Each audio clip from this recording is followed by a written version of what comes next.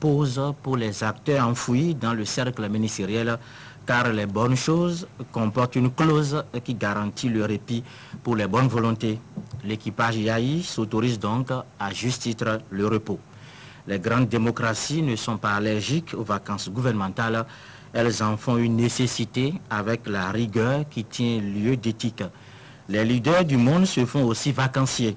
La pratique est universelle. Bush Junior se requinquait dans son ranch de Crawford.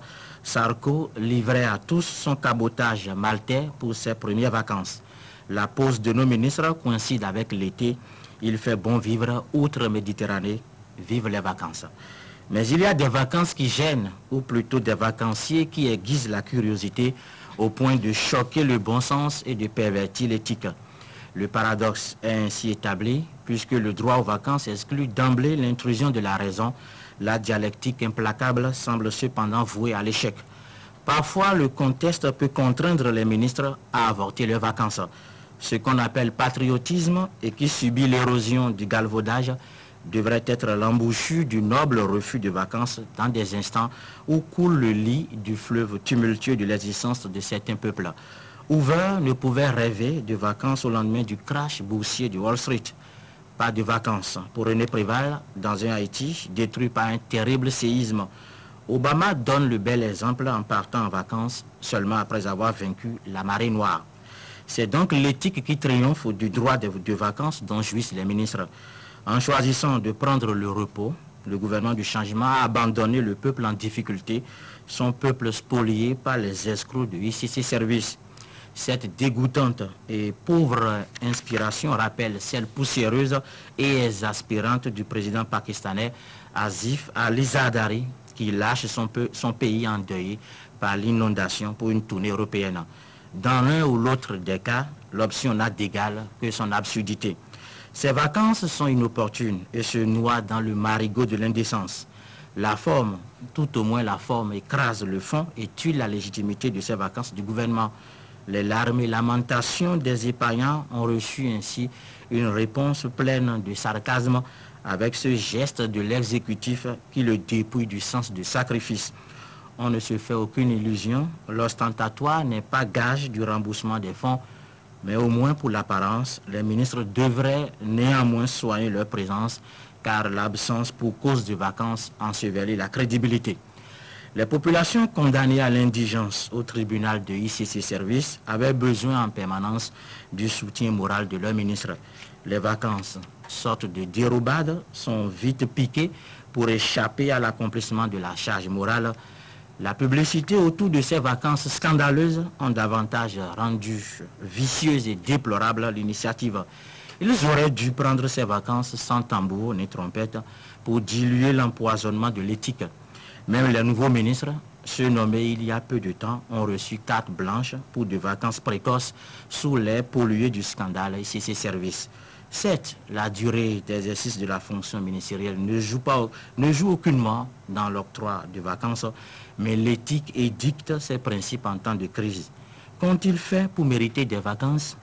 Franchement, la déception est lourde avec le manque de répit dans l'accumulation des erreurs.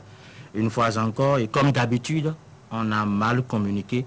Le gouvernement du changement a mal communiqué sur l'accessoire dans la quête superfétatoire de vaine faveur du baromètre. Cette espèce de propagande sur les vacances de ministres en période de scandale et de douleur évidente de la nation ressemble au mieux à une moquerie et au pire à une fuite de responsabilité. Avec cette entorse à la morale, on a au moins une certitude. Le chroniqueur a une certitude, c'est que la crise morale ne prendra pas de vacances. Hélas, vous avez malheureusement peut-être raison, Sulpice Oscar Baguidi. La crise morale ne prendra sans doute pas de vacances.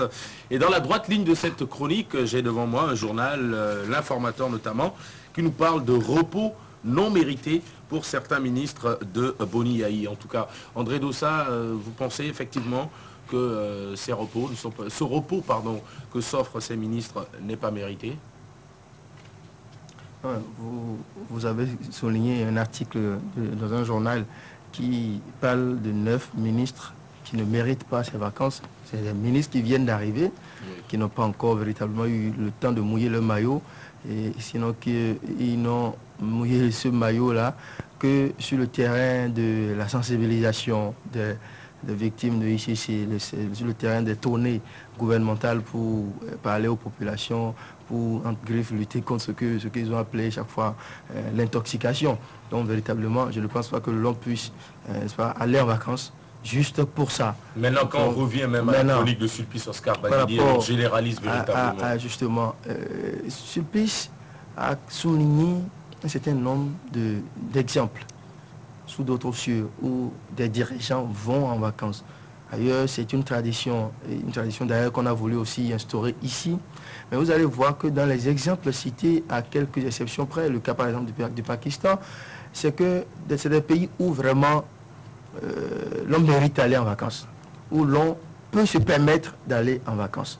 Mais ici, où tout est à faire, à refaire, est-ce que l'on peut se permettre d'aller? Parce qu'on dit aller en vacances, c'est vrai que c'est une tradition, d'accord, mais il y a ce sens-là, le repos, on se repose. Est-ce qu'ici, l'on doit se reposer? Actuellement. Est-ce qu'actuellement, à l'heure où nous parlons, l'on doit se reposer? La suite de Sulpice dit tout. Les difficultés de la population ne vont pas en vacances. Les difficultés ne se reposent pas. Actuellement, il y a d'énormes difficultés à s'approvisionner en gaz domestique. Alors, est-ce que les différents ministres qui sont concernés par ce dossier-là, ils vont s'opposer? Qui est-ce qui va s'occuper de la population? Je pense que ça passera très mal dans l'opinion quand on vient dire aux populations, écoutez, vos ministres se reposent. Bon voilà, vous soyez en train de vous débrouiller d'abord en attendant. Quand ils vont revenir dans 2 semaines, on verra. Bon, c'est vrai que tous les membres du gouvernement ne vont pas ensemble, certainement, en vacances. C'est sûr qu'il y aura On a vu certains sur le terrain. Voilà, il y aura, souvent on fait des groupes, il y a un premier groupe qui part et puis après l'autre. De toute façon, moi je dis, la question, à mon avis, l'on doit se poser, est-ce qu'aujourd'hui, on doit se permettre d'aller en vacances?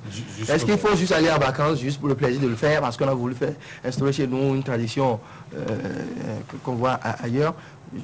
Là est la question. Là est la question. Et ce qui gêne peut-être le plus, Léandre Dossou, c'est le fait même de dire qu'on va en vacances. Alors qu'actuellement, en réalité, le contexte peut-être ne s'y prête pas. Avec toutes les difficultés et toutes les crises qui secouent le pays, est-ce qu'on peut vraiment parler de vacances gouvernementales à l'heure actuelle? On ne peut pas parler de vacances gouvernementales à l'heure actuelle. Cela, je crois, ça se comprend et ce sera forcément le point de vue de tout le monde, de toute personne qui, je ne sortirai pas ce mot-là. En tout cas, ça dérange un tout petit peu de parler de vacances en cette période-ci parce que la période ne s'y prête pas du tout. Un père de famille, par exemple, qui a certains de ses enfants qui sont malades et qui sont même admis à l'hôpital, ne peut pas, à mon avis, se permettre de s'offrir quelques jours de repos, de quitter peut-être Cotonou pour aller à Lomé se reposer. Parce que lorsqu'on parle de vacances, cela rime avec la distraction, avec le plaisir. Et on ne peut pas voir les Béninois en train de souffrir aujourd'hui avec la crise ICC Service et se permettre d'aller se reposer, d'aller se donner du plaisir. Cela dérange un tout petit peu. André s'est posé tantôt la question de savoir si certains ministres, comme les ministres concernés par le dossier de pénurie de gaz domestique, iront aussi en congé. Moi aussi, je voudrais me poser cette question-là. Mais au-delà, parce que quelque part, les ministres sont un peu comme des détails pour ce qui est du gouvernement. Parce que c'est le gouvernement qu'on voit d'abord. Lorsqu'on parle de vacances gouvernementales, je ne sais pas, mais ça dérange quoi. Ça dérange parce que ça gêne sérieusement. Ça gêne sérieusement parce que c'est quelque part. Est-ce que quelque part ce n'est pas l'expression de ce que le gouvernement a déjà sorti, c'est-à-dire le gouvernement a qualifié la crise ICC Service d'épiphénomène. Est-ce que c'est parce que c'est effectivement un épiphénomène pour le gouvernement que ce gouvernement-là se permet encore de parler de vacances? Parce que même si on allait en vacances en silence, cela dérangeait. Cela dérange déjà. Mais là, on en parle et puis on fait de la communication. On officialise. C'est vraiment gênant. Et il ne revient pas seulement aux observateurs, c'est-à-dire à ceux-là qui sont dans une certaine mesure neutre, de critiquer la chose. Il revient également aux mouvanciers, à ceux-là qui sont des partisans du régime, de dire que ça ne va pas, parce que tout le monde sera comptable. Lorsqu'on est en difficulté, lorsque le pays est en difficulté, on n'a jamais assisté à une crise pareille dans ce pays-là. Et le gouvernement se trouve cette nouvelle, je ne sais pas si c'est une mode, on se permet d'aller en vacances. Je pense que ça dérange énormément. Winner Abessi, ça dérange vraiment? C'est drôle de vacances gouvernementales, comme l'a dit Sulpice Oscar Baghidi. Moi, j'ai une première question. Peut-on prendre des vacances quand on n'a pas travaillé? Ça, c'est un sujet de philosophie de 4 heures. Je pense que cette institution d'après-guerre en Occident, là, on peut comprendre que dans notre volonté de moderniser les mœurs politiques chez nous, on puisse aller copier, puisque nous sommes d'ailleurs de plus en plus le mime parfait de ce qui se fait là-bas. Mais je pense, vous l'avez dit, il y a urgence. Et ce qui aurait été plus juste, c'est de décréter l'état d'urgence général. Il y a qu'on devrait tous se mobiliser au chevet de notre pays. Et la démarche, la dernière fois on en a parlé,